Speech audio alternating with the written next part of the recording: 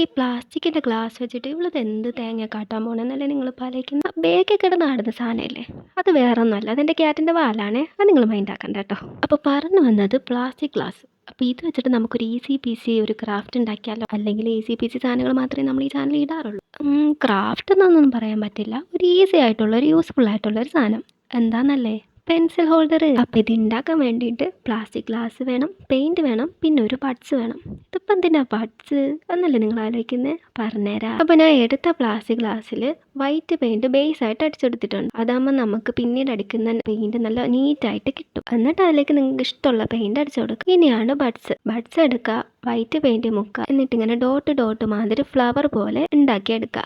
എന്തൊക്കെ കഴിവായി ഒരു ചെറിയ ബഡ്സിനല്ലേ. അതേമാതിരി അപ്പത്തെ സൈഡിലെ ബഡ്സ് എടുക്കുക, ഇഷ്ടമുള്ള കളറിൽ മുക്കുക, ഡോട്ടായിട്ട് സെൻറ്ററിൽ ഇട്ട് കൊടുക്കുക. ഞാൻ ഗോൾഡ് കളറാട്ടോ എടുത്തിട്ടുള്ളത്. എന്നിട്ട് എന്താ കുറച്ച് പെൻസിലൊക്കെ എടുക്കുക, ഇട്ട് വയ്ക്കുക. ഇതാണ് കേട്ടോ ഫൈനൽ ലുക്ക്. ഇഷ്ടപ്പെട്ടിട്ടുണ്ടെങ്കിൽ കമൻറ്റിൽ പറയണേ, ലൈക്കും കൂടി ചെയ്യണേ.